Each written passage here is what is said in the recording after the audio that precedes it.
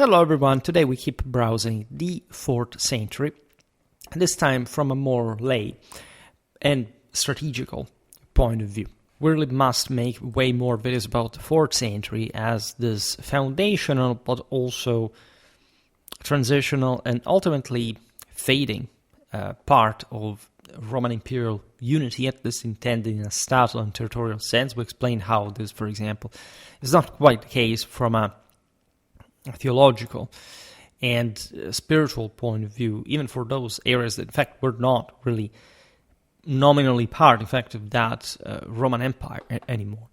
Today we will understand some aspects of this better. First of all, and again, this video is part of a duo that I will conclude today. The first part, we've seen the religious policy of the empire, better actually Christian history of the church in its autonomy and in its scopes. I also made lots of other videos more in depth about various topics. For example, now we're starting with the reforms of Diocletian and Constantine, which I definitely made multiple videos on in relatively in-depth ways, and again, actually a few videos. That's why we must talk about the 4th century as well. But let's say we dealt with them in a fair fashion, observing the stabilizing nature of the same. Right? I also discussed this in the videos about the late Roman army, the Constantinian army, called like this because at least historiography traditionally attributes to Constantine more the military and the economical side of this broader reforms, whereas Diocletian would have carried out mostly a social and administrative reform. Whereas we believe today that fundamentally there is not much of a distinction between the general line. First of all, because the empire naturally needed specific, let's say, regulations that now were tailored on specific political and social physiognomy that had acquired, especially after the 3rd century crisis, that as a crisis had definitely not made the empire stronger, at least in the essentials. We also frankly don't know exactly, given the sources at our disposal, how much also for other times, for other rulers, of Diocletian and Constantine's personal contribution to this reformed dominion. Of course, they were the rulers in charge, and they were quite effective ones in many ways, so they were surely competent, aware, and directly involved in all these changes. But you can argue that there was, in fact, mostly a management of a situation, if anything, a formalization of a particular change that had occurred in previous centuries. Right? We also get the notion that Diocletian was more of a attempted savior of the previous system, essentially what had been the Augustan fundamentals. There is a great emphasis especially on the monetary policy. He's forced to revaluate the denarius, not leaving essentially to gold into the nobility, the sort of sway over the entire system. That would have eventually fail. There is a sort of also idea of micromanagement that it would have enacted, not just through the tetrarchy, but this splitting of many different resources into many different provinces at a local level, aimed at fundamentally managing resources in ever less sort of dispersive ways. This system is recognized to have fundamentally failed. At least some of these reforms were evidently just like in this case, actually mirroring the necessity of a more local control, even when the centralizing reforms of the subtle apparatus with an increase in bureaucracy and concentration, for example, of strictly, those resources were strictly connected with the army, and especially also the supplies of the same, were something proceeding also from Diocletian's time. Constantine is huge, and again, I never really made an enormous video about him as he would deserve. Like we never really even thought about the theology of Constantine, which is of course a very complicated topic. We just browse him mostly in function of Byzantine manual history, like saying what has happened at this point. And definitely there is a level of Byzantine foundation, which cannot be denied happening under him, if anything, not just because of Byzantium and Constantinople, in fact, changing this face of both the city and the empire in some way, but probably because of this Constantinian push towards, in fact, more oligarchic power, more monarchic power in his hands, more sort of control of a sort of aristocracy that was actually much less powerful than the Western one, that, however, had historically been deeply and privatistically entrenched in the West by this point, especially at the gradual erosion of the overall imperial cohesion. And so all a set of mechanisms that we observed in videos such as the one on the Constantinian Senate, on various Constantinian reforms and policies, etc., all this naturally was going on through not just civil wars, especially between Diocletian and Constantine, but also through a lot of wars waged by the empire during the same period against, for example, the barbarians, the foreign enemies of Rome, that would also deserve a pretty thorough investigation as a whole, meaning what was really the empire doing? Like, there was a lot of continuity in the preservation of this order and this stability. But at the same time, there is an apparent shrinking of resources. I mean, the Constantinian reform, I've said it many times, that to me, for example, the late Roman army, especially, in fact, the Constantinian one of the 4th century, owns some very specifically qualitative characteristics that make it possibly the most tactically effective army out there, at least in line of principle, than in Roman history. This is debatable because you can't just evaluate the tactical dimension as opposed to, the strategy, the costs.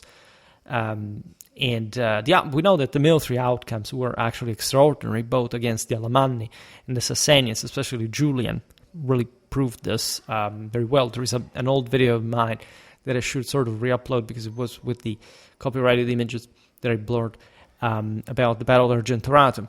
Right? If anything, we can make even yet another video on that, because you know that that's a typically tactical, analytical video of mine, sort of my sort of most sort of personalized sort of inquiry about the sources and the reconstruction of the battle. But there is also another genre that I developed in the last years, that is sort of the times and meanings of these battles, right? Which is something more contextual, less strictly tactical, but looking at the broader picture. And definitely there is a lot, especially about the 4th century Roman military history in actual campaigns, in strategy and so on, that should be really cultivated.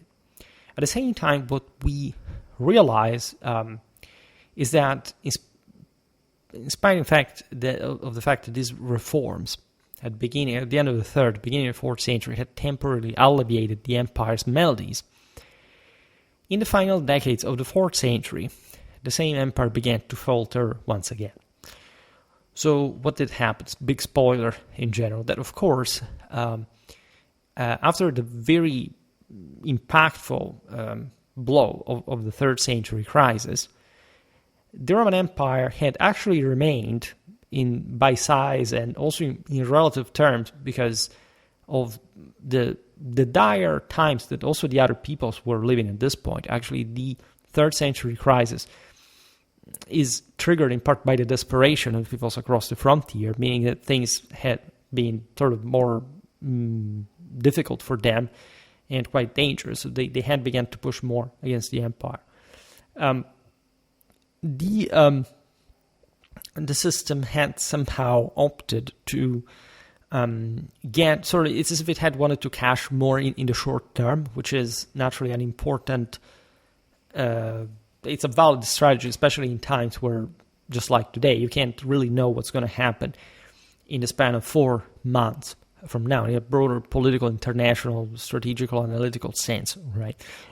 And in some ways, we know also by global trends that the 4th century would have, and the 5th, etc., the broader late antiquity would have brought this kind of crisis pretty much all over the world. And again, also outside of not just the empire, but the bigger empires. So we'll come back to this in a while with the peoples at the frontiers, etc. Right, and this foundation was mostly privatistic. Right, from one side, it was more bureaucratic and more centralized, but it also reflected a sort of a crisis of that control. Right, in the past, you could have those 250,000 men along the frontiers simply sitting there without too much of a problem. Rome, for centuries, had not really faced particularly aggressive enemies, nor any kind of instability was on the horizon. At most, it was internal matters in the empire, as always. Just like in the same late antiquity, telling the truth, that brought about the greatest changes. Right, Rome didn't really fail because of a decisive push from the outer side. It was mostly an erosive process that was again involving the same empire and all the peoples involved in this, because we also explain in other videos how we can't even really speak of, let's say, a Roman Empire and simply an outer world, as if the empire did not actually control pretty far in depth of the peoples beyond the limits of its direct military control. And so again, the crisis was universal, was global, was really impacting the Romans in a moral sense as much as it was impacting the rest of the world, that, as you know, had a sort of another fringe and countercultural attitude towards the empire, and that sort of ended up still seeing it as the safer haven that they ended up sort of propping up, not to cause further instability from their side. I'm Schwerpunkt. I made hundreds of videos about the migration era in late antiquity, so I don't have to tell you to go watch like the relative playlists, but there's really, really a lot of stuff. So what it seems definitely is that it doesn't matter how effective Diocletian and Constantine's reforms had been, there was a general process of decadence and deconstruction that was going on in a deeper sense than we are, say, even normally brought to think. Certain channels with hundreds of thousands of subscribers are still pretending to educate you about, the socio-economical cadre of how or why, inflation brought about with a mathematical formula the fall of the empire, whatever. You must really look at spiritual history if you want to understand what was going on, right? Matter does not do anything by itself, right? Nor the productive means of the empire had radically changed per se. The answer is always politics, and naturally all what pushes all these changes about. That's also why I made the religious episode the other day before this one. There is another dynamic that emerges, of course, which I also emphasize a lot. That is to say that there had never really been a truly unified institutional entity understood simply as a polity known as empire, all right? That's why I insist on the metaphysical meaning of the same, which is not much just like the point of itself that one should understand, because the empire did exist and was manifest in this juggernaut that controlled from the Pict land to the Persian Gulf, and remained indeed the cradle of the most advanced sort of civilizational standards. And this was not to end even with the, again, political statal and of the empires. I also recently discussed in some videos about the Romano-Germanic kingdoms as well. And what emerges is specifically, in fact, the identities of the various parts of the empire. The Roman Empire had always been divided essentially between a Romanized West, right, an Italicized West, and an Hellenistic, fundamentally Hellenic, dominated East. Naturally, the Romans had been in charge as sort of a superior people to the Greeks themselves, but in a broader cultural sense, the East had remained a different thing. We also recently made videos about probably the nature of the eastern provinces from both, in fact, a religious and social point of view. We observed how the East, that is often represented as particularly sort of more efficient, right? That's what you've told. But the East survived as an administrative half of the empire because, as opposed to the West, because it was richer, all right? No, all right? It didn't happen because of that. It's true that at this point it was richer than the West, but it's also a matter of how that wealth is distributed, what kind of peoples actually make up the East. An East that is incredibly fragmented, while there is an Hellenistic dominion of some sort, in historical colonization even, we can argue. The only truly cohesively compact part of the eastern half of the empire is what would remain standing after the Islamic invasions, essentially probably the agenda, the Hellenic dimension.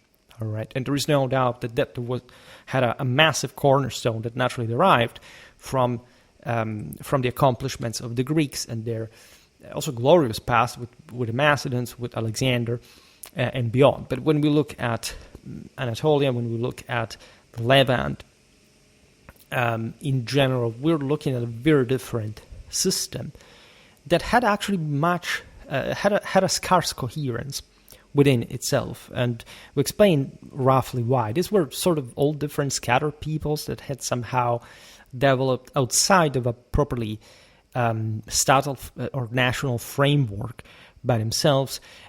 These places had been ruled for millennia at this point by pharaohs, kings of kings, the megas, the imperatores, right? And in this sense, they had been exhausted of a single local, satisfactorily powerful regional guidance, right? The West, differently from this, had been substantially Romanized, that especially the most important chunks, Italy, Gaul, Spain, and Britain, had somehow already outlined themselves historically on the basis of the peoples who had inhabited them, but especially on the Romanization of the same, right? Rome truly uniformed the face of the West in a broader political, cultural, administrative point of view, in ways that no other people had succeeded in doing. The Greeks had never done this. The Greeks had not been able to properly alter the ethnic continental interland of the populations that they conquered. They had secluded themselves within those as sort of islands, even colonies, yes, of Hellenes, but fundamentally remaining separated, as if probably the Greeks were the perfect people and living in their own bubble/universe without even realizing, say, the eventual fall under Rome and what this had meant. Naturally, the East had been heavily informed by the Roman government in many ways, and again made lots of videos about what we mean by Byzantine, that some people who come across my channel still find odd. Namely that the first indicator of a person who knows absolutely nothing about Byzantine history, like doesn't stop to literally haven't even properly opened the manual, in fact, is not understanding why the term Byzantine is used by Byzantinists, right? And that's something that I explained so many times that I don't even need to do today. And there you know whom to avoid in that regard. So there is, in this moment of sort of weakening of the imperium per se, that can't be assimilated to a kind of central power. That's not how ancient empires really worked. Not even the medieval ones. Excuse me, I drink a little.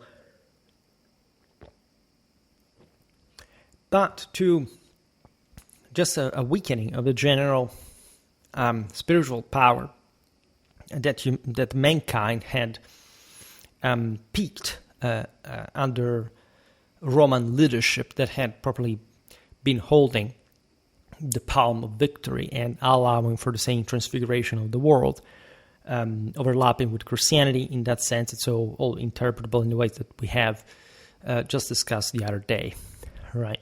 But one of the direct consequences of this sort of loosening of the imperial glue is that at least two administrative areas of the empire began to be ever more autonomous from one another. In fact, the aforementioned West and East, right? There was never such a thing like a different empire, because also, again, empire is a metaphysical, not a political term.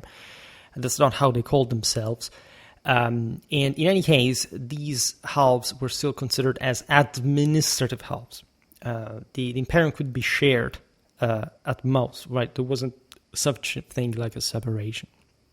And even though these two parts indeed began to behave at times as autonomous polities from one another, it should be pointed out that aside from a general antagonism and competition, and at least, throwing at one another the hottest potato, like in the case of the Federati, like the Goths, that in this sense is very well proved by Stilicho, that was partly barbarian ancestry himself, were not the terrible, invaders that Rome could know. That were simply basically pawns in the hands of even just one of the halves. And more of that coming on the Federati, of course. And again, these two sides actually cooperated with one another. For example, if you look at the Battle of Cape Bon, and what was essentially the Vandal victory over the Eastern Roman fleet, just after in the moment, basically, the demise of Majorianus, and the actually successful effort, at least, to recover Spain, meaning that Visigoths could have been at that point simply deported again back to the eastern frontier or something, if the Vandals had not stepped in between. At that point, the Byzantines, the Eastern Romans, would have actually given Africa back to the West. They would have not actuated some kind of stealing of certain parts. That mostly happened in the Illyricum, and in times where technically, like, Western powers really and severely fading away, so it can also be understood in a broader strategical context, also because, indeed, to an extent, especially the internal parts of the Illyricum were, despite of the fact that it had actually been Latinized as opposed to Hellenized historically, Latin arrived literally up to the mouth of the Danube, Romance, but were strategically instead much more obviously to fall under Constantinople at that point. At this point, however, what mostly happens is that the two halves are on their own, right? They maintain, of course, the official, context, recognition of each other's power, and of a broader, in a broader hope of reunited at some point in more consistent ways the two halves. The last guy able to do so is Theodosius. That is already, in fact, after the Constantinian dynasty. They have something coming on him. There is more, as I was also anticipating in the other video, coming relatively soon about the late Roman Empire. Things remained fundamentally sort of detached from the East and the West. After Constantine's family relinquished the imperial throne, the two halves of the empire were only rarely and briefly united under a single emperor again. Internal peace and stability waned, and barbarians, both within and beyond the frontier, demanded increasing imperial attention. Naturally, this did not happen just because of the end of the Constantinian dynasty. In a sense, it was the end of an era, yes, including the system that had sort of been founded by the same Constantine at large, as we have seen. However, the crisis occurred definitely in a systemic fashion. Like, this was not an accident, right? And obviously, as we explained, things were sort of going south for everybody involved. However, the notion that, of course, the empire had to fall, aside from the fact that it's false because the empire did not simply fall, even if we understand it in the survival of the eastern half in a statal territorial sense. But in general, it's not really, it's proven by the events and by the same crisis as largely just a deterministic heresy. There's nothing really just so categorically impacting that devastates the empire by which it had to simply fall, right? Some of the, the victory of a Byzantine victory on Cape Bon, for example, against the Vandals would have probably witnessed, by the time of the Islamic invasions, had they occurred, the existence of a Western empire, right? And again, this definitely does not, it's not a compliment to the empire in the sense that if for so relatively few the empire could exist or not, that gives you the dimension of how enfeebled it was. But it still shows you how feeble actually the enemies of the empire were, and everybody, as we said before. So again, very, very complex times, especially when you realize this disgregation of the great Catholic tradition intended probably as the universal empire, and the meaning upheld by mankind as far as its wielding was considered. Now, the Eastern Emperor Valens, 364-378, famously lost his life to the barbarians.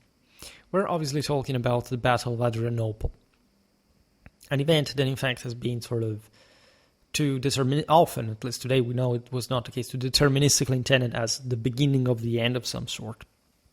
First of all, after nearly 10 years after the Battle of Adrianople, the Roman army could face with forces of the same size, the ones lost by Valens, actually more than that, the most terrible enemy that a Roman army could face, namely another Roman army.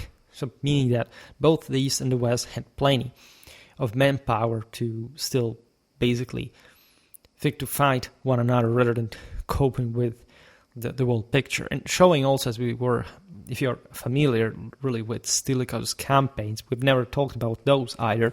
You see, that's really crucial. Would show that even the Goths were not this tremendous force to be reckoned with, especially the Visigoths that had been fundamentally created as a polity by the same Romans as essentially the provincial army of the Illyricum, right? And indeed, if you know the prodromes to the Battle of Adrianople, you know how desperate, and again, not in good shape, the Goths simultaneously were. The Goths were not either the horde of beggars that were simply being enslaved on the Danube River crossings by the Roman officials, as it's simply described, right? They were a cohesive people that was indeed sort of weakened and pressured by the avalanche of peoples triggered by the Hunnic invasions. However, they had a cohesion, a pride, even after, in fact, the defeat at the hands of the Huns that had destroyed what was considered by Germanic standards the golden apple, right, of that broader world, namely the kingdom of the Bosphorus Chimeras, the Crimean Goths that had also spread piracy and terror across the Black Sea, the Eastern Mediterranean, and beyond. Right? That the Goths were substantially different from other Germanic peoples, at least in broader political and military terms. You shouldn't exaggerate that, really, but the same Roman ethnographers separated the Germans from the Goths to stress, if anything, how powerful the latter were in particular. Indeed, if you look at the lands that would become the ones of today's Germany, they were inhabited by sort of less performing peoples at large. They took sort of longer to coalesce into effective confederacies. They didn't have the level of military development and general political sway that the Eastern Germanic tribes really had. It should be pointed out that in spite of the massive injection of Iranian elements, such as the Sarmatians, into in fact the Gothic confederacy, after in fact the conquest of essentially Ukraine, and so the steppes all inhabited by those Indo-European populations in the previous millennia, the Goths did maintain a strongly Northern European physiognomy. Right, there's been throughout the history of the migration eras, sort of historiographical assessments, a period in which, given that we know relatively few indeed what was happening in the Barbaricum in sort of strictly precise temporal and spatial coordinates, that everybody could be everybody. Right, indeed, with archaeology you cannot know who's who. Also because these peoples, at least at a sedentary level, so the Germans at large, looked like, or even just the sedentary barbarians looked pretty much all the same. There are wide areas of archaeological sort of delimitation, characterizations that, as far as the movements of the single peoples within, do not tell us almost anything, or at least we radically and unavoidably rely on historiography to know pretty much everything that we are aware of regarding these people's histories. So archaeology is overrated as blip, and it's just like the new hoax that, you start figuring out history through archaeology. It's a whole pile of BS, right? But of the heavy type. And it's also, of course, coming all with a deterministic, materialistic mindset and an appallingly low level of cultural worth by the academies that sort of bows into this nonsense.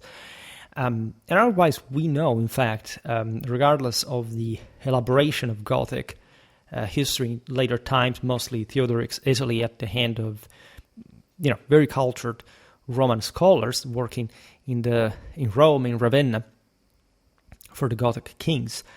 The Goths do seem really to have come from at least the Baltic, from a Germanic background, to have followed basically the Vistula, the Dniester, and to have been, of course, heavily mixed. This would have been the most heavily mixed of the Germans at the time, but not really losing their Germanic physiognomy. Right? We have dealt with this also in some videos about probably the origins of medieval knighthood. Right? I made multiple series also about Eurasian steppes warfare. What is Germanic in a broader sense compared to the Reitervölker, even though the term was used sort of picturesquely to describe especially the East Germanic peoples, and so the very strong influence of steppe equestrian zootechnical culture, especially among the Goths, the Longobards. These are, pretty self-evidently Germanic peoples. They weren't really nomads. They were most semi-nomads, if you understand by semi-nomad, that at some point they moved, but they were fundamentally sedentary peoples. There's a range, of spectrum of conventions, like semi-nomad is referred sometimes to fully fledged nomads, just to stress that some of them, as it happened, at some point settled down in some places. As far as Europe and the sedentary world is concerned, a semi-nomad mostly applies to peoples like the Germanic tribes, at least the ones that probably migrated, that, however, took centuries before sort of moving across Europe, something that entire armies have seen it at the time of the Cimbri, of the Teutons, for not talking about the Roman legions, could cross in just in a few months at most, right, had they simply wanted that.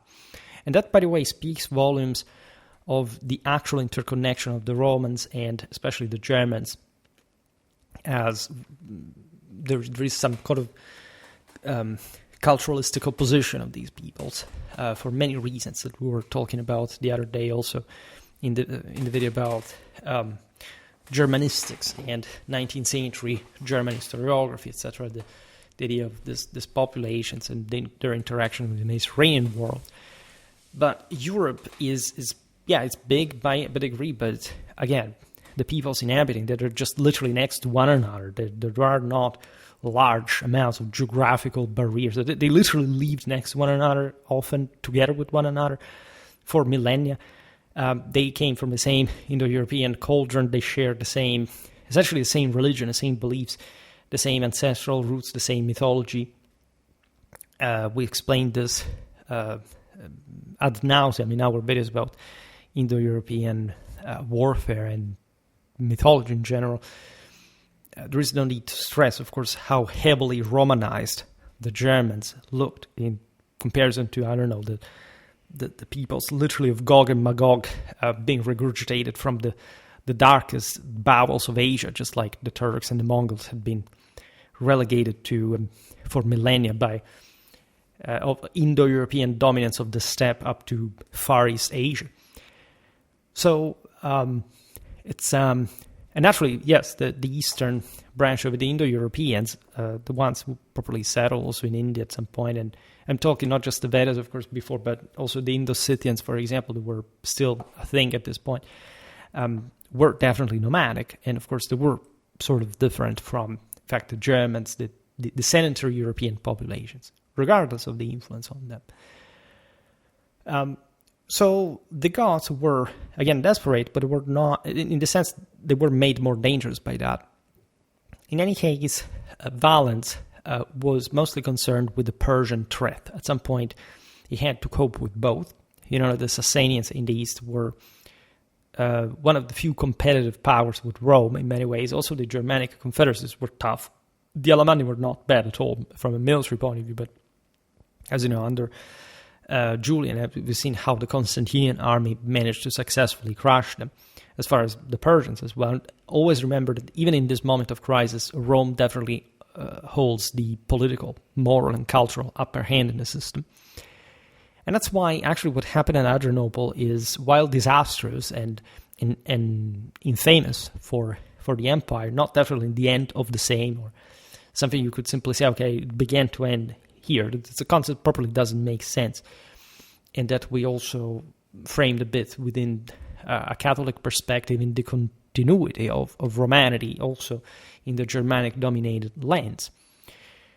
As a proof that, in fact, that imperial universal idea was upheld by all these peoples, and especially by the most successful ones. Indeed, Theodoric Goths were basically controlling a very wide axis, a good half of Europe, just like essentially the newly converted Merovingian Franks were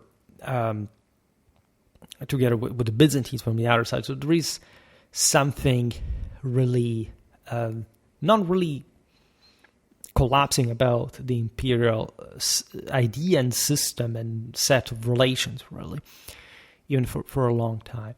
But going back to Adrianople, the pragmatic solution of Valens had been essentially permitting the Goths to settle in Roman territory in the Balkan provinces, as these people had been pushing on the northern frontier, the Danubian frontier. The Persians were the more advanced, sort of threatening status. Doesn't matter how sort of more privatized and feudal they were compared to Rome, but in general, like they were the greater power to be reckoned with. And so the idea was that the Goths would have been dealt with just like other groups of Germans had been dealt with through either peaceful or violent subjugation and settlement. Right? The Romans didn't quite like to exterminate entire peoples anymore. That had never really been actually their deal. Just they had been less scrupulous before because Europe at large had more demographic power and push, etc. Times were less exhausted than these ones morally. And so the best practice would be continued, as you know, by the great systematizer we will see now of the Gothic crisis, Theodosius, as colonists and levies and soldiers, essentially, for the empire, right? It had already been there since ever, right? These barbarians had been historically settled in the empire, Romanized, and worked along. Look at the Arabiorum and other Germanic peoples that had held their Romanity in front of the other Germans with enormous pride and success, especially, given that they're the same ones out of which Cologne would spring, by the way, as the most developed area in Germany during the Middle Ages and essentially almost today. However, we know how things went south in that case, because the Goths were more pressured, were a more massive phenomenon than before.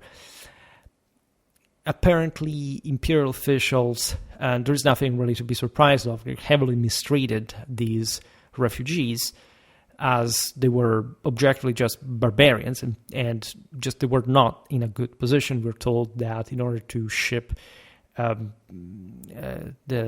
be shipped across the Danube, some families sold their children or something. So they would be able, exactly like immigrants do today, like the worst kind of people in many ways.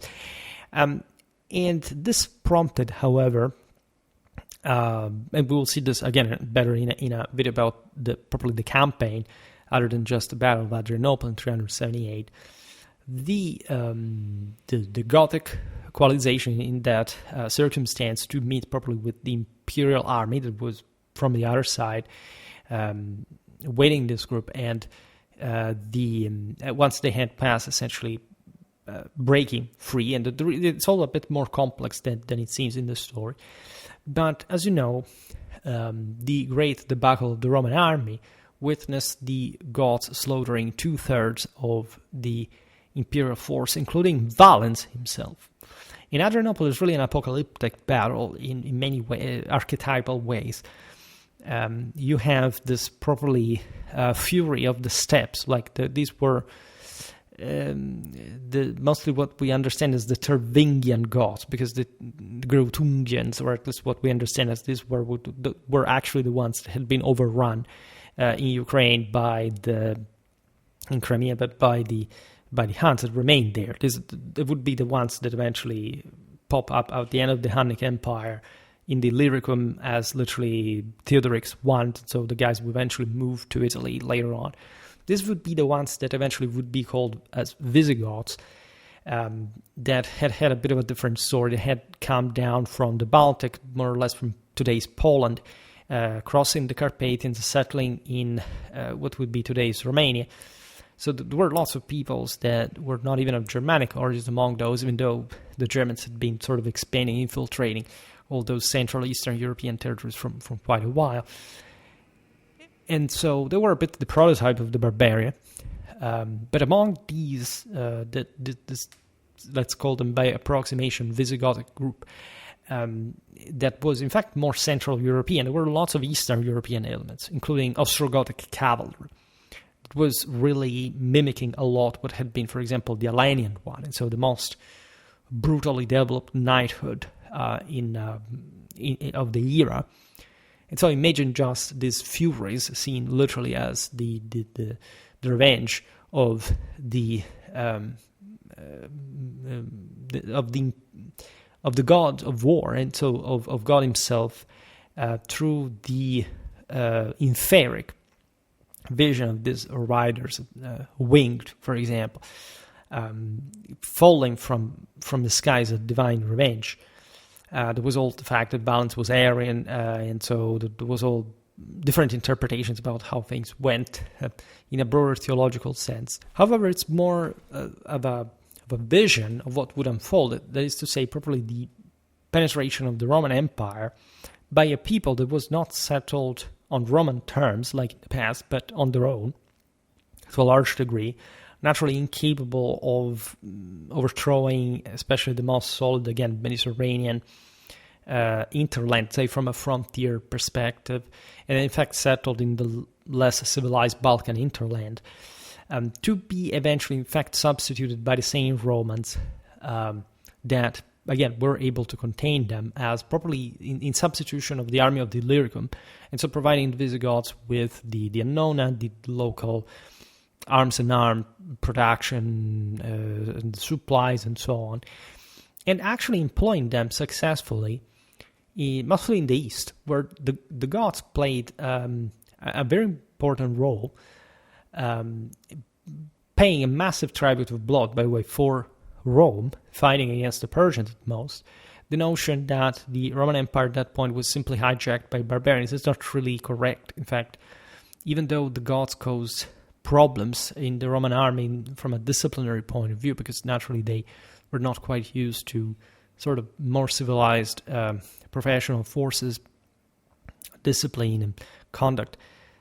This happened normally, if you look at the proportion, when some Roman units, like containing Goths, had this Federati reach up to 1/3 of the actual numerical strength, and so becoming dangerous a bit for the others as well. But things actually worked smoothly, and the Goths were to be one of the greatest success of Romanization. They were heavily Romanized, and especially at this point, at least from a Byzantine direction, from Constantinople.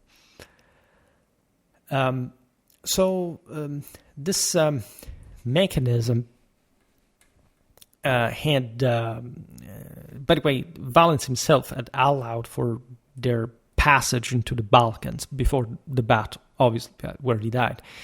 The battle is very interesting also from the Roman side. Nobody really understands how they could lose, because they were a hell of an army, and also in their resistance against the Goths, they showed an incredible capacity and sort of courageous granitic resistance.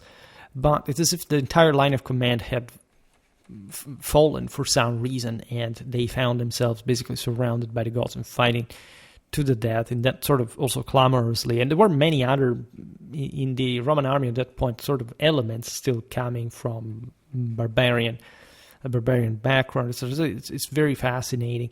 We will talk more about the late Roman army, and again, especially the Constantinian one. And consider, again, the Goths were fairly advanced. Like, you can argue that basically by the 5th century, the barbarians reached basically the Roman army in terms of standards, and or at least of actual combative experience, and so general strategic quality, right? So this defeat left mostly the Balkan provinces defenseless. This had already historically been essentially declining. Moesia historically was just a rich place, and way before Adrianople it had sort of turned into a militarized frontier once again. It was literally the only rich, agriculturally speaking, land along the Danube, right? For the rest, the whole frontier had historically been a military one, and it would come back to be. And so, given what we said before about the nature of the eastern half of the empire, and so the fact that mostly we're looking at Greek cities historically resisting on the Aegean, controlling the relative valleys from the hinterland, as also in the rest of Byzantine history, already at that point, it's not like the Romans cared very much whether there were some peoples in the hinterland or not. They were, of course, putting some pressure. They were a looming threat in some way. But at the same time, they were manageable, and especially at this point, Constantinople would successfully exploit Western weakness, albeit amidst sort of quite strong tension to essentially move those guys over there, where, as you know, they would arrive to sack Rome and do lots of sort of not much overall dramatic things, because again, the Goths were also quite framed within a Roman mentality. They were quite afraid that something bad could really happen to them. They went through a lot. They had also the women and children exterminated at some point by the right, and yet they sort of were very careful in the way they sacked Rome itself. It was a sort of very tidy business, and they won their temporary place in Aquitaine, very well aware of the fact that they may have been dislodged at a point or another. And again, at Mariorano's times, that was still a possibility.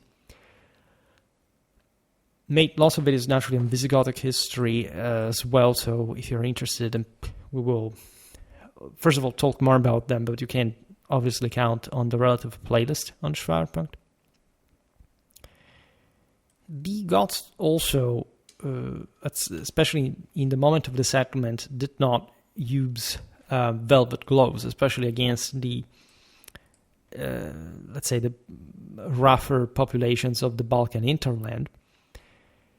Even though some cities of importance were threatened by them, also in more civilized parts, there was again, especially in the 5th century, there is all a movement of Alaric. Here we don't arrive there because we're talking the 4th, right? But at some point, Theodosius, and made an entire video about this, had to compromise between certain political alignments, also religious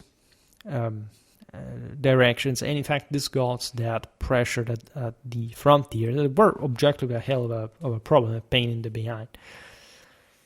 And that's where we get to Theodosius, who ruled, as you know, between 378 and 395. Theodosius has an enormous importance in Roman imperial history. He is the last guy, in fact, who ruled over a unified empire, who managed to assert his own political authority in a definitive way. He is also, and especially, the guy who finally recognized Christianity as the official religion of the empire, who dealt in this sense with figures of the caliber of Ambrose of Milan. And so we're looking at a moment in Roman history where the idea of a final settlement, especially expressed by also the later legislations of the Theodosian dynasty, the so-called perpetua sanctio, were expressed in what would essentially become, through a revision in the 6th century, the Corpus Juris Civilis of Justinian, where it had been started by Theodosius II, and it was basically the Theodosian Code, as some kind of definitive settlement, not just like the more propositive one that Diocletian and Constantine had envisaged, but essentially the crystallization, especially in the East, in that sort of more markedly Byzantine and Sebastocratic and in other ways, otherwise powerless force beyond the limits of, in fact, of the eastern half of the empire. In fact, Theodosius, recomposes, the two halves, crushed usurpers in the west, had this victory over his opponents as a Christian in basically defeating the faction that had upheld still the possibility of a pre-Christian restoration. Could have not happened, but essentially represented a bit like the Roman Senate that brought on before the Battle of Frigidus River, the last showdown against Theodosian forces, the statues of Jupiter over the Eastern Alps, right, as a sort of Olympus to ask for victory and being defeated instead, which, according to the Imperial Catholic tradition that had founded Romanity since its inception, was just the ultimate proof that Christianity had won that struggle, and obviously for a reason. And if you're not familiar with the topic, again, or if you are, but you have never heard my own interpretation of the same, you may sort of have different feelings, but I'm just stating in any case what happened, and this, which is also notorious. Theodosius is also the guy that entrenched the barbarian presence by granting the Goths that Federati status. Sumakoi in Greek, given that the eastern half of the empire still maintained Latin as the official language of government, but of course started a bit that sort of Byzantine vibing on its own. In fact, Theodosian politics, propaganda, imagery is all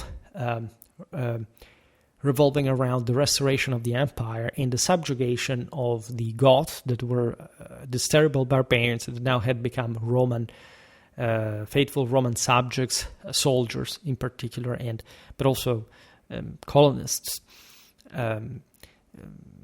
farmers, etc. So this again was an old cliche and also historically a successful Roman policy, except at this point things were a bit more complicated because of what just we explained. The Romans at this point had not managed to fully digest and sort of dilute and scatter this Federati presence, which is not in fact a late Roman term. The Federati are a pretty old term from the Fedus Cassianum, all the first steps of Rome in central Italy and all throughout all the period. But let's say in a and so diluting them across the empire, this time there was really, it's as if there had been a migrating polity within the empire that again was not particularly threatening to the world order. They had basically been obeying the empire, but at the same time were not to be dissolved, were not to be simply treated as cattle, like basically those Roman officials on the Danubian banks that tried to do before Adrianople at their own evidently risk and peril. Thus, the Goths as Federati were permitted to live within the empire under their own rulers rather than Roman officials as well. Right? This brought to that process of, as we've seen, political, in part also ethnogenesis, in the sense that, again, these peoples began to be more enucleated under a specific name, a specific ruler. There was an oligarchy, an establishment. Again, the Goths this is true also in part for what would become the Ostrogoths. They were much more Romanized than even other peoples, in fact, that had lived at the frontier with Rome, like the Franks, that were basically the descendants of the tribes that had massacred the Roman legions in the Battle of Teutoburg Forest. And that, however, had really less potential in almost basically northern Europe as opposed to the Mediterranean. There is more fertile areas and sort of dynamics. In fact, when you look at it, again, this arrangement was not particularly nefarious for Rome. It did actually provide the Romans with a powerful ally, also motivated to defend their section of the frontier, because once you installed the Federati in this interland, of course, they acted as a buffer people against those who want to push into the system. And in fact, these were some of the staunchest defenders of the Roman frontier at the time. Think about the Franks later on the night of 406, at the crossing of all those, the Burgundians, the Vandals, the Alans across the Rhine.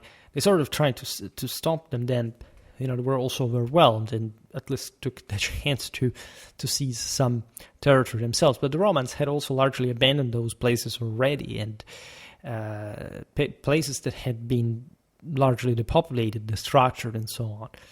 Consider also the relative recency of civilization in those areas, right? It's not like you arrive to Germany even after 400 years. The Romans have conquered its outskirts, and basically, like, those are now fully fledged Romanities. Some provinces had been. There is actually, as we were remembering before, with Colonia, Agrippina, with other, we will see now, even in Britain, it was one of the least Romanized areas of the West. But let's say, actually a very strong Roman fabric conferred to the entire political administrative system, for not talking about the church, the ecclesiastical organization, and more, right? Still, the absolutely awareness of the centrality of Rome and the centrality of the empire and of Romanity attached to that. So it's not like at some point the barbarians arrive, people forget about this, it's as if it had not happened. No, they are fully grafted into the wake of this enormous imperial Catholic tradition. And they're the ones who want, in fact, to more strongly partake it, as we've seen also with Frankish tradition at large, but also the Gothic one, as we partly observed. Paradoxically, the Goths were much more assuefacted to be part of an empire of its own, because Rome was Rome and Constantinople was Constantinople. There was no way around the fact that the overwhelming majority of civilization was concentrated in Mediterranean, Southern Europe, and that, again, there were less options in the outskirts anyway.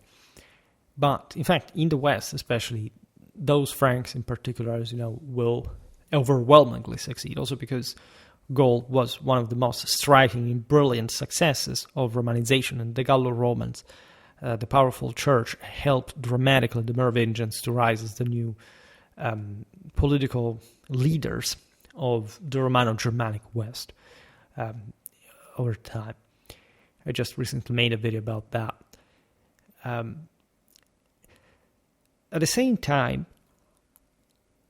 the Federati, their installation, so to say, into the Roman territory, placed a large portion of the latter under non-Roman governance and a population not steeped in Roman culture. So, as we've seen, especially as far as depending on the various interlands, this is through the different degrees. Again, the Balkans were actually already much more destructured than some parts of the West, and that will worsen over time, telling you, sort of compared to the West in particular. And indeed, because there was a bit this Pontic Danubian dimension that brought, of course, Constantinople and its immediate northwestern territories to be subject to this repeated avalanches of peoples from the steppes mostly. Basically throughout all the rest of Byzantine history. While the use of foederati became a frequent and effective part of Roman border defense policy, there's no doubt that it still corresponded to an enfeeblement of the empire. What was previously successfully controlled by a direct Roman government now was in the hands of other peoples. The idea that these groups, by the way, felt little loyalty to the central imperial state, prioritizing their own local interests, is to be understood not much as much as they were barbarians, but the fact that those local provinces had already experienced under Roman times the same level of political autonomization. And in fact, we get a lot of false friends, so to say, even when we say, these were the last chunks of the empire, look at the realm of Syagrius, or the certain parts of Dalmatia, or I don't know, even as far as Morocco. But, the fact that there is a banner, or a political statement that recognizes a Roman administrative continuity does not actually have to do with a simple survival of the Roman Empire. This is not like these parts, as we explained before, are not homogeneous, right? They're not homogeneous, not just between East and West, but they're not homogeneous within the same East and West, respectively. So it's a bit of an illusion. And as you know, the third century crisis had already shown how certain provinces, for example, especially in the West, while pursuing some degree of autonomization, did not do so by abolishing the imperial Roman identity, nor in this sense acting as separatist states. They just wanted to deal with their own stuff, just like, the Gallo-Romans wanted to do that on their own. It's still in a fully Roman and imperial fashion. Very different from, and just for speaking of how sort of different the East was compared to Europe. The Palmyrene kingdom, as you know, was aiming at especially sort of insufflated, fueled by the Sasanians, to sort of destroy, tear apart the Roman Empire, naturally, not succeeding. Zenobia was put in their place by Aurelian.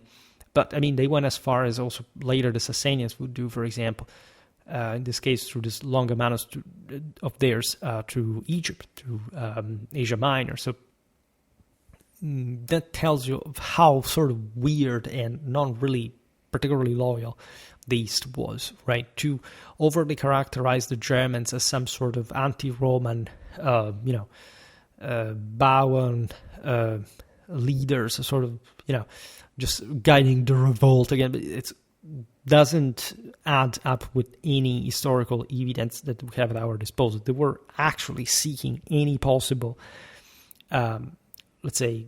delegation of Roman imperial power.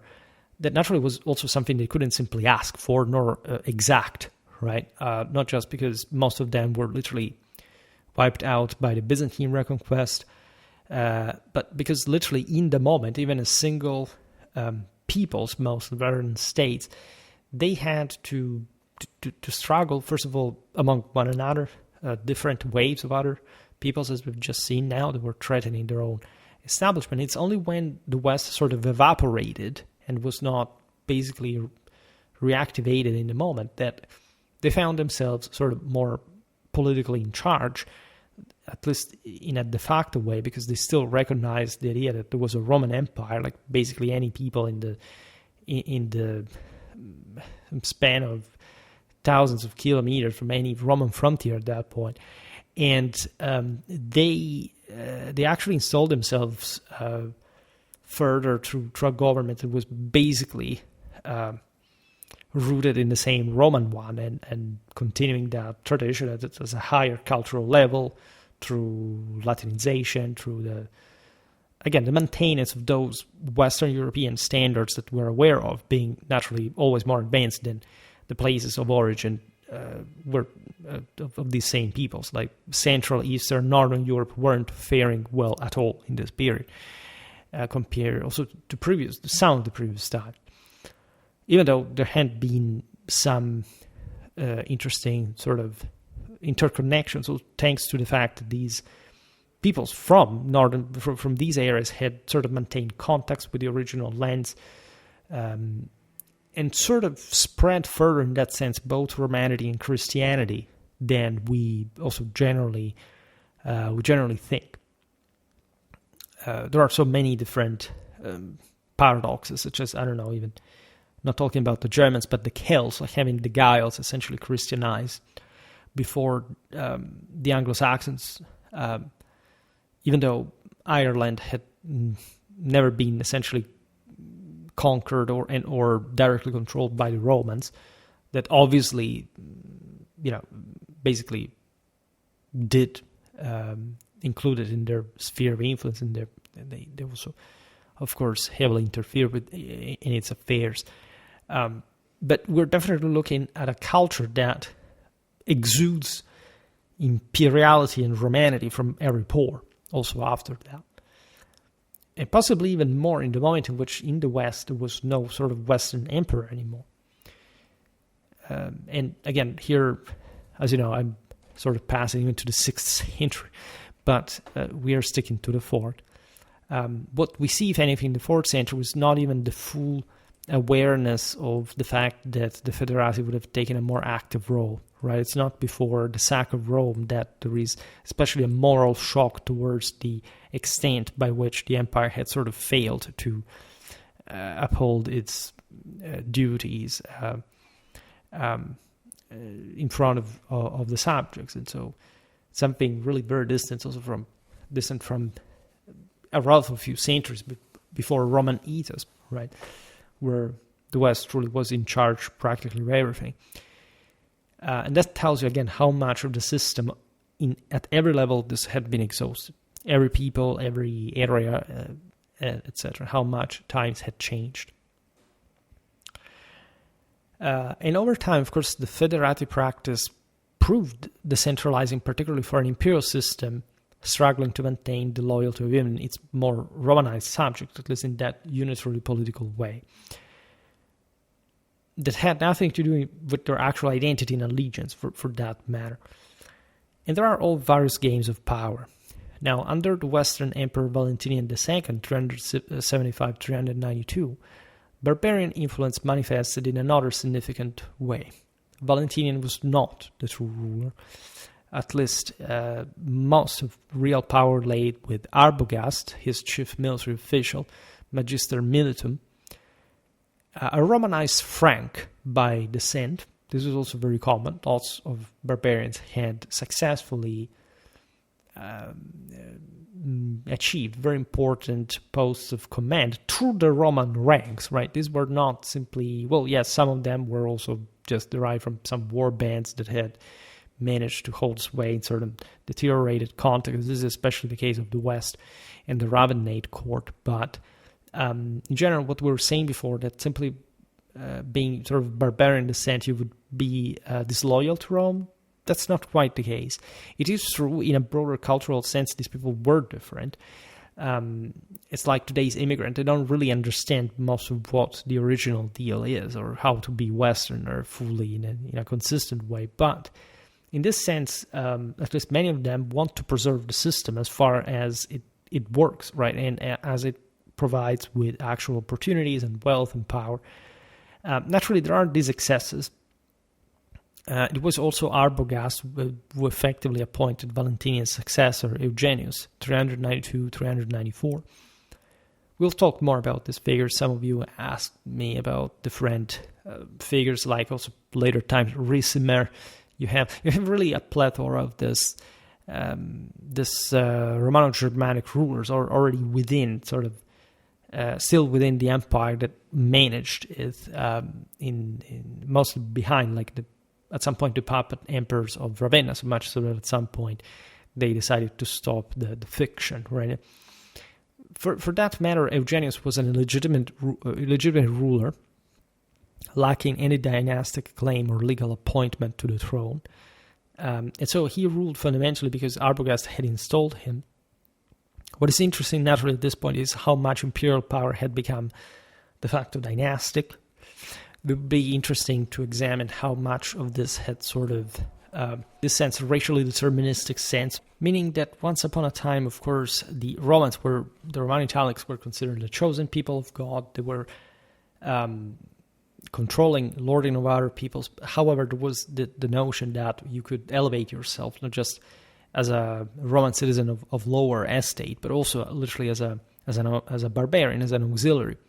Again, these things had always happened. However, it had that had been a more virtuous and functional system through which the empire expanded successfully. At this point, the notion that, for example, an average Roman could rise to, imperial rank was not, or at least through, to be some particularly higher level of power was not there anymore. Most Romans had de facto become serfs, at least colonists, in the latifundio the great few senatorial, in fact, landholders.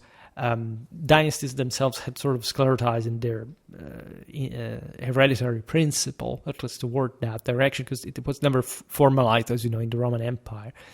And even though there are still these auxiliaries, so to say, these foederati that rise through the ranks, they are evidently also mingling a bit with the sort of the shadiest aspects of Roman power, and not towards a sort of a augmenting way, like properly the Augustan concept was concerned.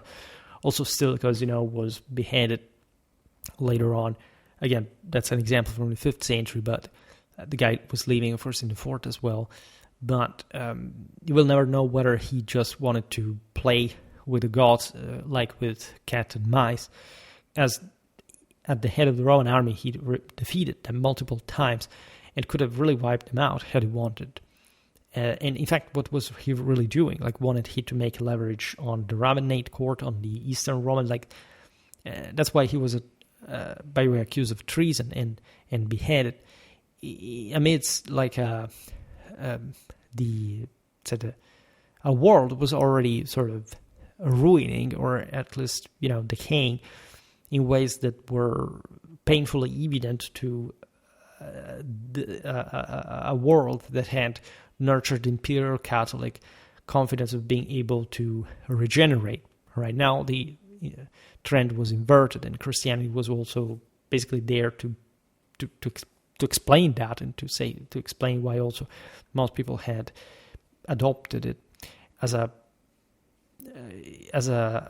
protest, even as a necessity to evaluate a more spiritual power as opposed to this now corrupted earthly one. And so everything was feeling heavier, more doomed, and more mortal, and more finite, so to say. Illegitimate emperors and barbarian strongmen did little, by the way, to foster the loyalty of Roman citizens in general. From this point until the end of the Roman political rule in the West, the magistri militum not only commanded the imperial army, increasingly composed of barbarian soldiers, but also controlled the central government, often to what had remained of that, to the benefit of their own tribes or personal ambitions. And this, again, is particularly evident in the West, even though, as I always point out, if you really look at it, the same identical things were happening in the East, right? Most of what is said, but the East eventually survived, yes, but if you look at literally the same political, social dynamics, they all went in parallel, basically, with the West. The only difference is the West was less capable of handling them, but these could have met a similar end, actually, more than we actually realize, right? And the influence, by the way, of the barbarians continued for a very long time, also throughout all Eastern Roman history, and the Byzantine one probably up to the end, as we know also from our videos about the Byzantine Empire. In 394, the Eastern Emperor Theodosius invaded the West, deposed the ineffective Eugenius, and briefly united the two halves of the empire for 6 months until his death in 395. So that had been also a temporary issue that was providentially seen as also issuing, again, the edict of Thessalonica and the recognition of the Christianity of the empire. There was also big wrestling between the church and lay power as far as all these policies were involved. And so the Theodosian political unity was the Mediterranean's last. If you think about it, there was never really a power evermore that was able to rule on a united Mediterranean after this. The East and West increasingly followed divergent paths, and we can't really speak, in fact, of the 4th century, the last true moment of that sort of regionary imperial unity across a great deal, in fact, of Western Eurasia, the Mediterranean, North Africa. As we explained, the East was in absolute terms wealthier, however, not particularly more thriving than the West, telling the truth. It was also historically more Christian, but also endowed with more religious issues. It was indeed better governed, but also increasingly sclerotic in that direction. And therefore more stable, because the Byzantine fundamentals do really confer this broader solidity, even at the risk of certain autonomy and flexibility and vivacity and liberty. There is an increasing despotism from Constantinople, but one that at least with its iron fist keeps things more in order than in the West. Naturally, much was owed to the splendidly positioned capital, ideal for both defense and commerce, and you can't but understand the genius of Constantine in hindsight, right? In contrast, the relatively poorer and more rural West had a far less stable government. At least in a unitary direction, it was far more vulnerable to barbarian incursions, at least. However, those coming from the more civilized parts of the Eurasian world, meaning that, of course, later on, as you know, Attila would ravage Gaul, Italy, and etc. after having created problems to Constantinople as well. But in general, right, the Western hinterland would be revived by the German settlements, also in terms of manpower and in fact political stability, whereas the Eastern hinterland would not actually improve over time. And generally speaking, the steppe forces pouring from, again, the bowels of Asia would not do but essentially continue to destabilize and disrupt civilization on the eastern frontiers. As the two regions diverged politically, the West received diminishing cultural influence, at least in a broader unitary direction, political guidance, for sure, and financial support from the East itself, forcing it to rely on its own resources. In essence, and this is a very important point to realize, it was becoming more European as well, right? Augustus had been the first emperor to properly envision, like at least Caesar had already done so, but Augustus sanctioned it, a properly European dimension of the empire beyond the Mediterranean one. Of course, also Italy belongs to a de facto continental European reality. I mean, the italics, as we said before, belong exactly to that Indo-European warlike and continental and sort of strongly demographic background and backbone of Europe, and flourishing further in the peninsula. But you have it in this point in history, the enucleation of would become more narrowly what we understand as Western Europe, right? As Europe, right? I will not digress on North Africa, that actually was ever less relevant. It had never really been overwhelmingly relevant. Yes, Africa was important, Egypt was important, but nothing compared to the enormous resources, manpower, agricultural force of Europe, the northern shores of the Mediterranean.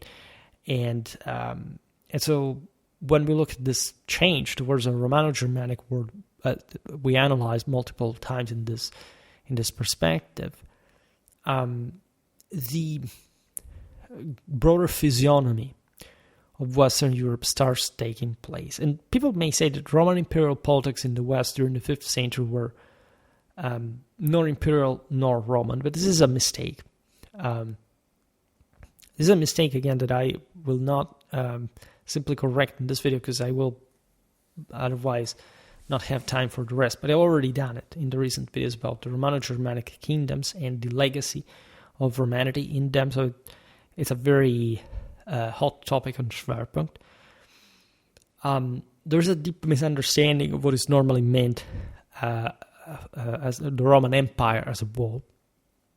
And in general, there is no doubt that the loss of the West was a loss for the East as well. Like, what kind of imperial Roman overall unity can it be if it is not truly universal? From one side, at least if you claim to have it.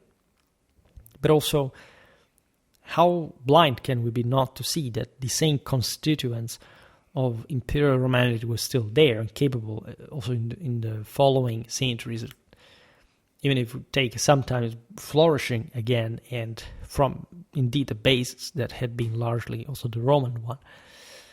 In fact, again, as I said before, this is not Central Europe or Eastern Europe or Northern Europe. We're talking about Southwestern Europe at large. And that's not a coincidence. And so we can't speak of the West even simply as such. There is a pretty wide divide between the North and the South in this system.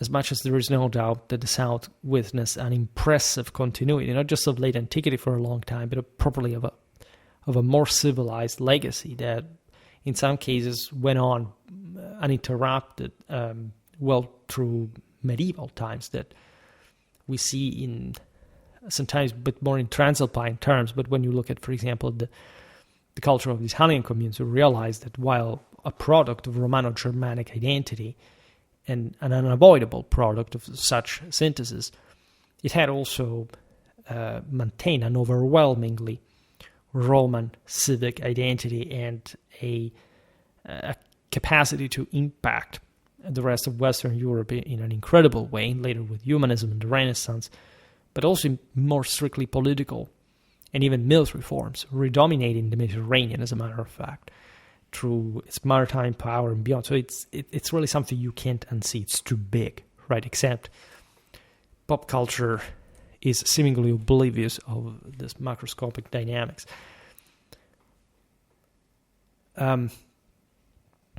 The main occupations of the Western imperial rulers revolved around the complex system of forming and reforming confederations with and among barbarian tribes, essentially after the 4th century. That's the main deal, primarily manipulating them through generous gold subsidies, offers of foederati status, or the allure of prestigious imperial titles and high offices for barbarian leaders.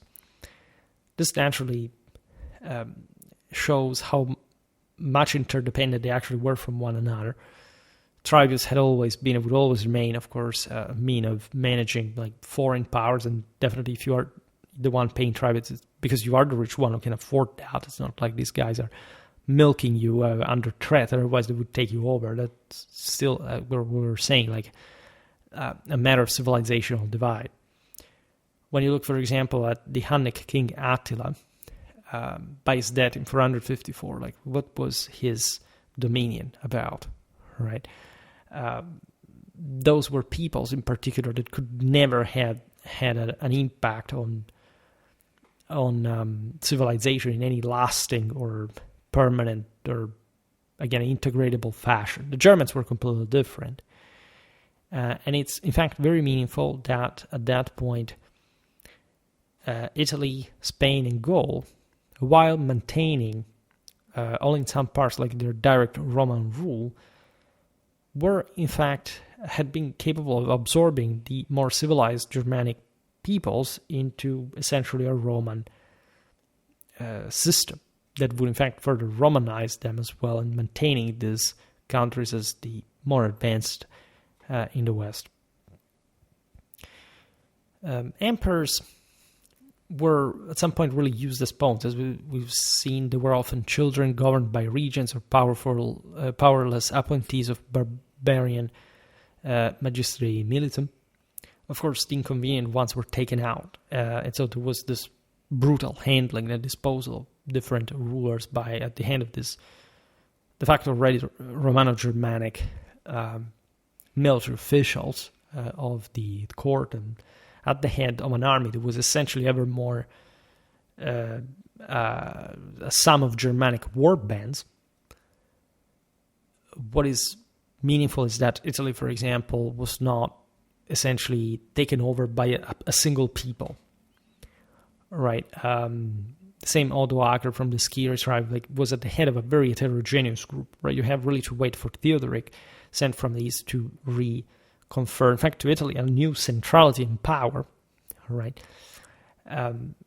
Differently from the one of the last emperors of Ravenna. In any case, the political end came in the famous year 476, when the last reigning Western Roman emperor, Romulus, nicknamed Augustulus, it was actually Augustus, but it was in this sense like a coincidence that, at least as far as the western half of, imperial tradition, such pair of names would be,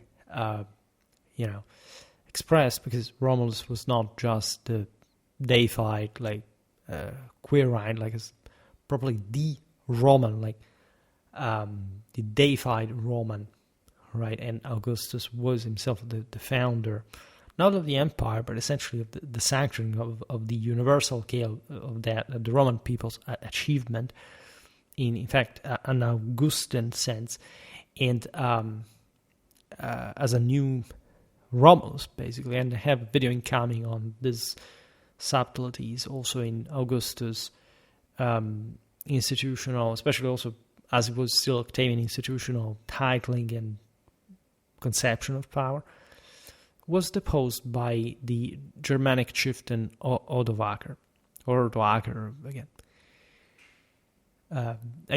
Today's video is like a browsing of not even the 4th century anymore, but this is one of the consequences that we have observed in general. Now, Romulus Augustulus, so the diminutive of Augustus, was a boy and usurper himself, never officially recognized even by the eastern half of the empire, and installed on the throne by his father and his barbarian army. It was their same army, led by Odoacer, that later deposed him. You notice what I was saying before, that, for example, the Roman army maintained very high standards as long as it was a state it could maintain, right? And so what we have with Odoacer is just this war bands coalesced throughout sort of different centuries that fundamentally maintain control of Ravenna, basically the army of Italy, and in a similar function to what the Ostrogoths would do in a better way, also because they managed to crush the same forces, as fighting against and killing the same Odoacer. Now, the traditional view of the end of the Western Roman Empire indeed has been one of decline and fall, and as it's equally known, this perspective was largely shaped by the monumental work of Edward Gibbon. We are in the 18th century, and it's an interesting, of course, British perspective in particular, already in time of de facto empire, tendentially imperial dimension. This book is, of course, for this reason, over 200 years old, but still insightful. Lots of people say, well, Gibbon was basically, at least it's a model of how outdated certain views can be, but as I often point out in historiographical terms, first of all, you should always contextualize these works in their times and places. And indeed, Gibbon in his times was a very, perspicacious thinker and historian. And in fact, you can find a lot of sort of good interpretation of the wall in ways that can be brutal, can be more refined. Let's say, again, I just made, as you know, a series about the history of medievistics. We haven't actually been talking about Gibbon because we focused mostly on France, Germany, and Italy. But at least as far as Roman history, because that was a history of medievistics, not a history of Romanity, of Romanistics, so to say. And that's a hell of an influence in the time. It's difficult. I can't find specific ways to conclude this video because there are some aspects that are better explained, of course, with a video dedicated for each, right? We can say that while there was undoubtedly a significant difference between Roman civilization and early medieval society, the notion of decline and fall has been notoriously, by this point, increasingly seen as an inadequate description of this change, at least in the most traumatic sense in particular. Particularly when historians adopt a broader view, they would say of society, I would say also of national perspective of the various parts of the West in particular, and the comparison between West and East, right? The revival of Byzantine studies has often sort of neglected the West. This was mostly done in the Anglo-Saxon culture, influencing also the rest, for example, of continental historiography. And at least the outcome seems to have come to, okay, basically in England we were lost to the early medieval mists because of the objective scarce of documentation level of civilizational development at that time of Britain, even though the Anglo-Saxons soon found a proper Romano-Germanic dimension also through their clamorous and successful Christianization directed from Rome, right? So not really some abstract entity or spontaneous process just per se. While sort of just, okay, we allegedly forgot to study Byzantine history to interpret it correctly and making it all about Byzantium and also pretending that was never really a fall in the East because, I don't know, Gibbon is outdated, so let's at least, this was a deliberate choice. Let's not see like the West as not declining because, again, studying, I don't know, Gaul, Italy, Spain, etc. seems to be, or a bit like the broader continental dimension, a bit too non-Anglo-Saxon enough. And let's simply concentrate on the Byzantine world as much as it kept Hellenistically sort of sclerotizing in the conviction that it was a perfect system and that it was so advanced, etc., without actually looking at the veritable magic and miracle that was happening in the West. Immediately after the fall of the Western Roman Empire, and at least at the decline of antiquity, compared especially to the East, you know that on Schwerpunkt I actually, and witnessing to, in my opinion, the enormous success of the Roman legacy. In fact, mostly, again, Romance countries and their capacity to, in fact, basically engineer the entire sort of revival, rebooting of Western civilization, at least engineer, maybe it's too strongly dirigistic as a term, but I mean, being truly that propulsive force behind that, and through obviously a civil background, not some sort of, pristinely Germanic reality. That what actually succeeded was the effervescent combination of Roman and Germanic backgrounds that was really explosive in global history, because it's that part of the world that took over the world, by the way. Including the Byzantine one for that matter. So, you know that on Schwerpunkt made so many videos on this, and so that I hardly have to remind you what to check out. Gibbon, along with 19th century scholars like Theodore Mommsen and J.B. Bury, made significant contributions, naturally, to further understanding the transition from the Roman to the medieval world, particularly the upper echelons of society. Their inquiries focused on emperors, kings, laws, philosophy, governments, literature, theology, taxes, coins, treaties, wars, and constitutions.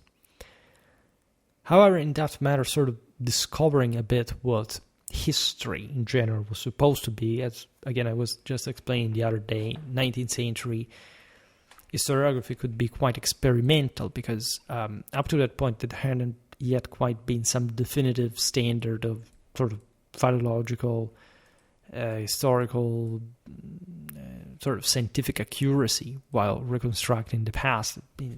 That's something which was easy to rediscover at the time in sort of more concrete terms, especially influenced at least indirectly from some kind of more of idea of state, idea of, again, that was mostly the obsession, like how much did this state work, like, because people at the time considered mostly the state now as the new standard by which measuring civilization, etc. And much was actually lost also probably in the development of a more spiritually and sensitively accurate reconstruction of what happened in the West. And there was also very much this divide between, again, the Roman world and the German world, highlighted by positivistic and Darwinistic racialism, by nationalism, by romanticism. And paradoxically, these movements, as we've seen yesterday, the Verfassungsgeschichte, had basically hijacked, in a materialistic sense, even sometimes the nationalistic ideas, which is absolutely not strange, because there is no nationalism without socialism, vice versa, and there are ever more nationalistic and or socialistic ideas at the roots of history in those centuries, if anything, as a reflection of sort of mass post-traditional mass society. And so my idea is that we haven't really understood too much what happened in that period. It's obviously relatively easy to talk about it. Everybody knows that. Everybody has an opinion about this. I realize, for example, that these videos about late antiquity, the migration era, get more views for some reason. So people like the stuff, and they sort of are, if not obsessed, at least they think this is the place where they can express all their worldview through the lens of things that they don't really understand themselves when looking at history without some proper criticism, analysis, and years spent a bit sort of becoming at least familiar with the various topics. And of course, like the elite aspect was also in part abandoned. Of course, today we may have misunderstood some fundamentals of this history in some general orientation, but it's not like we haven't studied the various pieces. It's as if we knew those pretty well, but we didn't spend enough time to sort of put sort of the puzzle back together. 20th century historians like Mikhail Rostovtsev have worked to elucidate the lives of the broader population, revealing that for most people, of course, the transition from late antiquity to the medieval period was gradual and rarely best described as a decline. For example, in great sort of moment, again, of the Constantinian Empire, the Constantinian dynasty, there was hardly a perception that the empire was declining in the moment, right? There was surely some awareness of the fact that things had gotten worse from previous times. It's sort of weird how we also picture late antique people as some sort of chronically ignorant individuals, while, of course, there was a massive history that had just unfolded in the previous centuries that were so close to them. So, indeed, people became less aware, especially less participative in politics and in broader sort of vision of providential making of the world, so to say. Nevertheless, there were moments of great overall stability. In a sense, even stagnation that contributed eventually to the factors would bring to moral factors that would bring to this world collapse, right? And in fact, at some point, late antiquity was actually a very vibrant civilization. It's more like the moral fiber of it all, though, so the material degradation that speaks of some kind of general lack of overall vision and control and proactive force capable of inverting the fall. And this is a huge global issue. It's not just a Roman thing per se. And it's been said that even at the top, the final political collapse of the Roman Empire, let's say, at least the imperial government in the West in 476, as a state, it was left to the barbarians, or even just to itself, really, because it simply ended. Like, it wasn't something like it was destroyed in the moment, where it was simply, okay, well, is this like, can we do it again? Like, not quite. Okay, let's send the imperial insignia back to Constantinople to get something in exchange. And indeed, this is a far less dramatic fall and more of a, not even a stumble, but some sort of, again, give away some sort of, okay, we don't navigate on that wave anymore, like for the moment.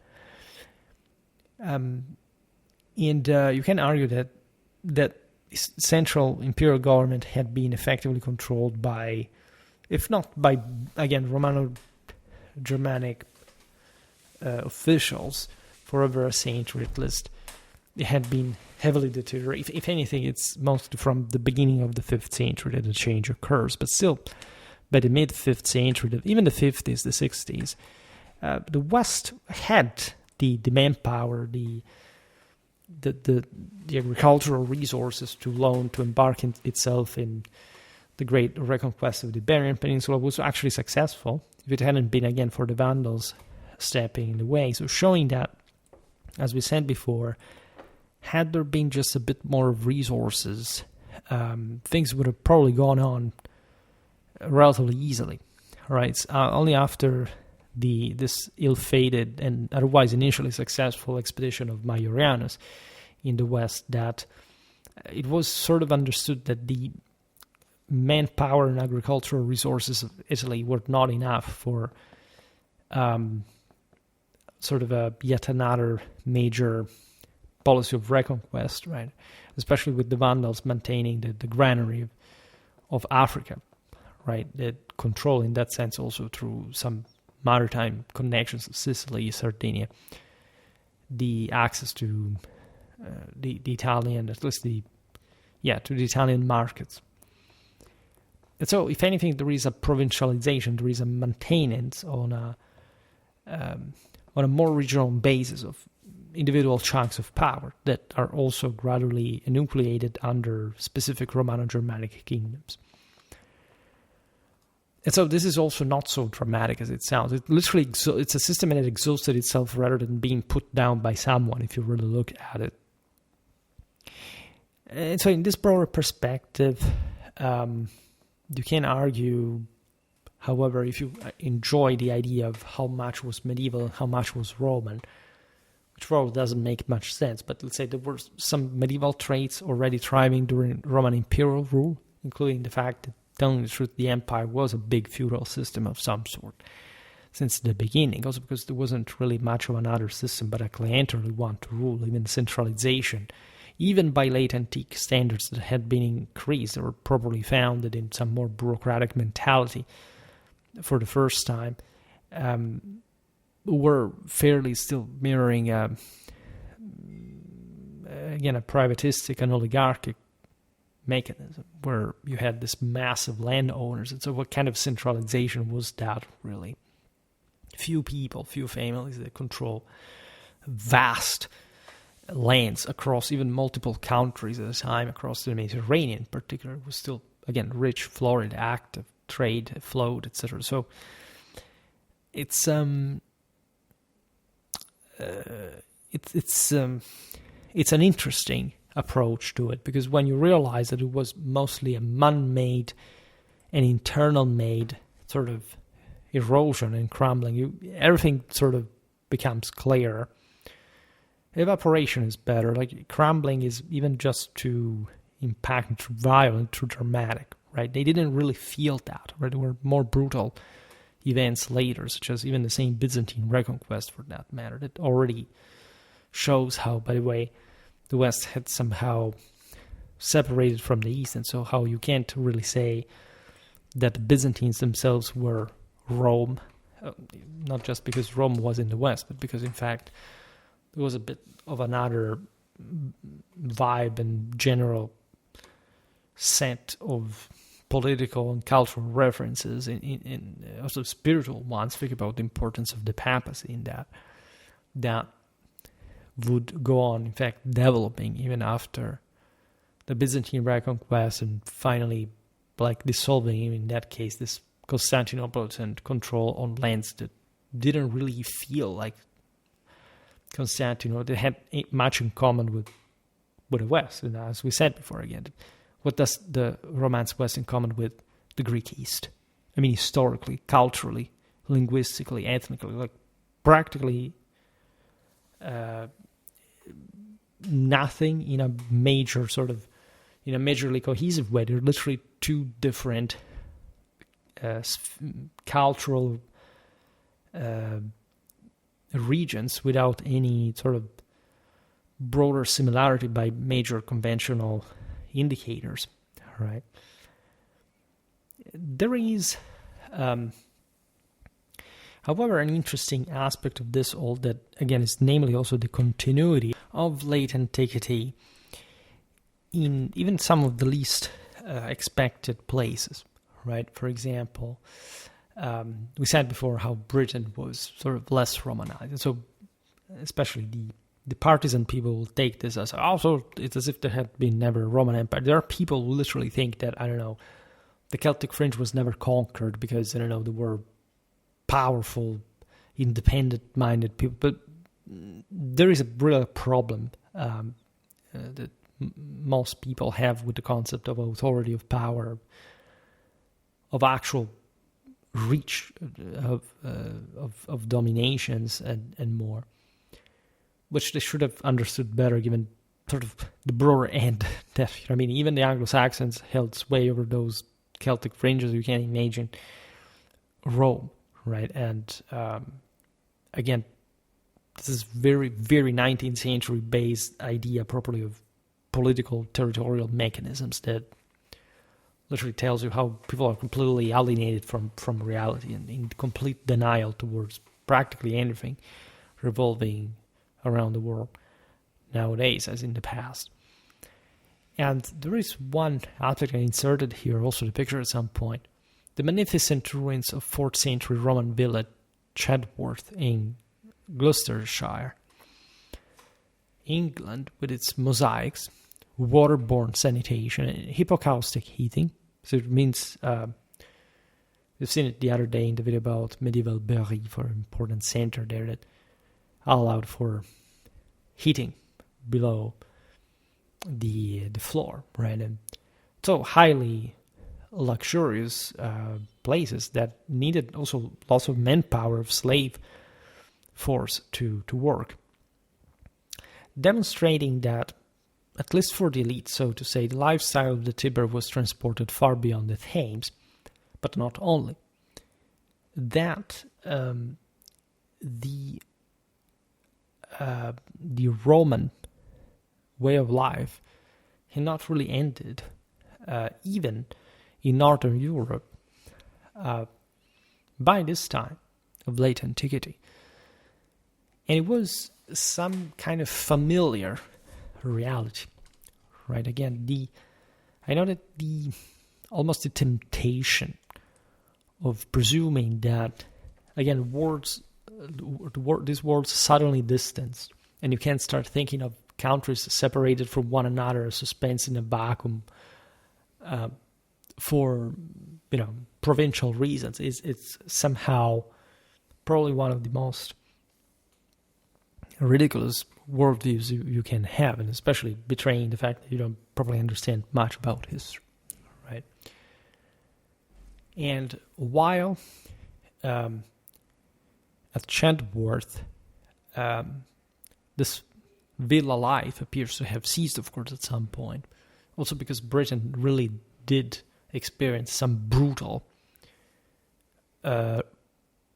almost revolution, actually. It's a pretty unique, actually, in the rest of the West, and in part it's because literally the Roman establishment literally flees from Britain. At some point the system probably couldn't hold in a social sense, and way before the Anglo-Saxons, that were actually called to put an end to the mess, started this major, brutal change, right?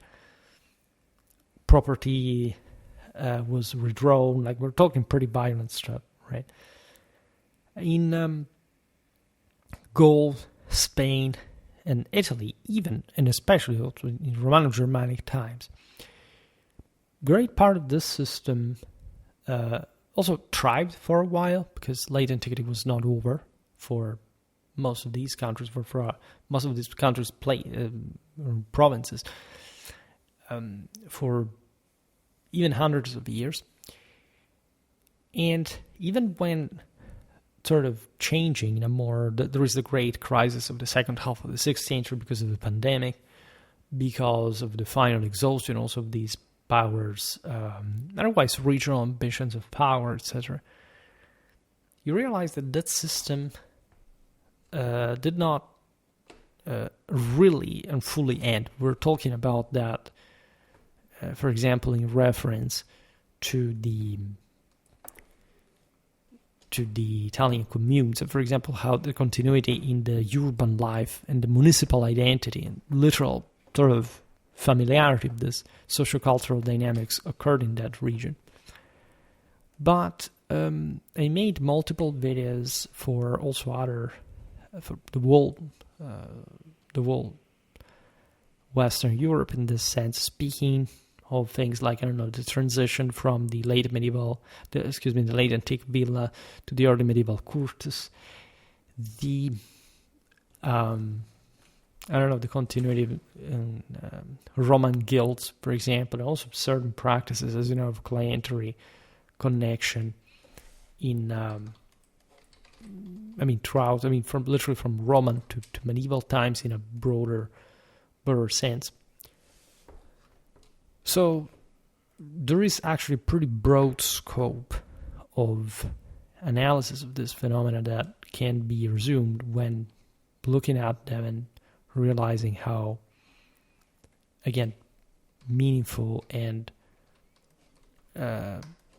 compact they are. Again, if you abandon especially the idea of the destruction, of the collapse, you will surely have, and it's impacting because it's very emotional. You've been trained to associate very strong, often negative emotions to this period, which surely was very tough, all right, and brutal, and violent traumas did occur. There were some important breaks and tragedies and deterioration and destruction and looting and so on.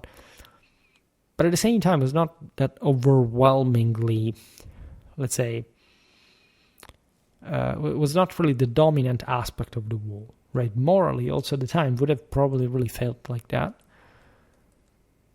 But also a bit as an habitual dynamic triggered mostly by the internal domestic policies, and even when exploited by the external, still connected to an overall civil constructivity.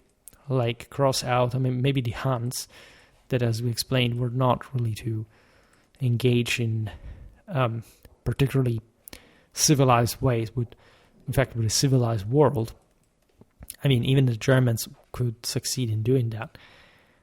And that were, however, still wanting the empire to resist, so they could basically milk that cow. The rest of the system largely preserved itself, was not abandoned, was not destroyed. The idea of desolation, also if you look at it from a demographic point of view, people, strangely enough, tend to fall for the catastrophistic ends of this. There's almost, it's almost as if a part of the population rejoiced at the idea that there had been a massive destruction. It never happened, all right? We don't have any political, social, cultural indicator that was the case. There was a shrinking, there was an implosion. You can, even, again, anything traumatic, particularly traumatic, is not dominant in there. It's rather an exhaustion. It's rather an evaporation of formal let's say, institutions. It's not even the end of the same at a local level. Without mentioning again that there is a great legacy in the same concept of Romanity, and not just in pioneered, but saying lay institutions. There's the church that keeps together, especially through Rome, already at this point, all this big Western system. Maybe not quite the Iberian Peninsula too much, but still that will be fundamentally lost to the Arabs, not in an overwhelmingly distant time. And so when you also realize by that same chronology how actually soon, like medieval civilization will reboot, especially from the West, you really start reasoning more in humbler terms towards the entire notion of the fall. That is mostly, again, this statalistic and almost nationalistic sense that, again, every state has to be something particularly cohesive in just some local similarity. And as if the empire had ever been something like that. No, you can have really universal empires that work and succeed as the greatest things that ever happened in the history of mankind, and nations, unless the ones who took over these systems, in fact, themselves, as, again, Rome had done, never achieved later, because that's also the big problem. Like, the Roman Empire was revered and venerated by the same people who installed themselves there, because it was the normal mentality of the time. And in this regard, it's surely difficult to make the case that that still today, like many other topics, like even, of course, even more to some extent, the recent ones, still big chapters like World War II, etc., they have not really been fully pictured, acknowledged, understood, like properly interiorized, even browsed, because that's the point. People seem, and because this is just from the last couple of centuries, more interested in the quick, deterministic, mechanistic explanation than something more orientatively complex that would instead largely control any possible reality, even just in a positive term. So it's really complex in some ways, but it's actually something accessible, something understandable. Like if you make the effort of getting there, really with your means, so to say. And again, we add videos to the late antique playlist that is actually pretty big. I don't know how or why we end up here. And I can say that I'm a particular fan of late antiquity myself, just per se, right? But I always ended up making pretty large amounts of content on this. It's maybe like that prominence of the topic in historiography that persecutes me ever since university.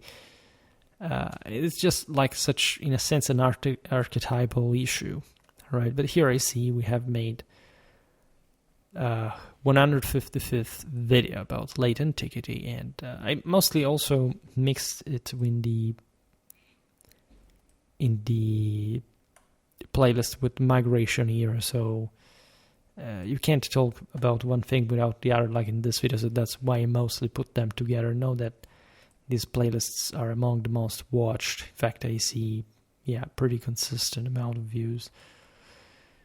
Not as much as the migration era one. I mean, the migration era one has been more pulling, but exactly because of what we said before, mostly because of an idea that, I don't know, Romanity ended as a celebration, not as a lie, first of all. And we have a much more disproportional amount of attention towards those topics in a way. And again, it's good because I can spread, in fact, the actual meaning of this all. And especially, we have to talk much more about probably Eastern, we have to talk about late Roman history to begin with. I realized that over the years, even with over 2,500 videos, we haven't really covered satisfactorily particular rulers. Again, fortunately, I have Valentinian the First in red in line. I have something about, what was it? Again, there are a bunch of things that here we can somehow well address, but we must be more consistent in talking really more about the period the rulers, the single reigns, because the 4th century is really just a universe on its own, and unfortunately on Schwerpunkt I don't feel like we have fully covered this as such. And so I know also that you're relatively interested in that, so I've been mostly known for this overall takes on the topic, but on the era, right? But my purpose is also paving the way to kind of more in-depth content that will also, of course, that has historically, I can use this adverb for Schwerpunkt now, maintained provide, of course, like more in-depth videos, but we must intensify that so that we can really glue together an entire string of imperial history. And it's difficult. Over the years, even if almost 1/10 of the videos have been dedicated to this period, we still haven't that thing. And again, we have to struggle a bit for it. All right. But don't worry, we will hopefully succeed. What else to say? Well, let's forget about particular comments, particular strange things that exist in people's heads. Nothing to be concerned with, in fact. But that's also why I make these videos, to implicitly answer. So if you have the patience of listening to me for this long, you will know that we will have covered that things are, in this sense, fairly well addressed. Very well. For the rest, just as always for today, just hope that you enjoyed this video. If you did, please share it. Otherwise, leave a like or subscribe to my channel if you're interested in my upcoming content. As always, I thank you heartily for listening to me. I wish you a nice time and see you next time.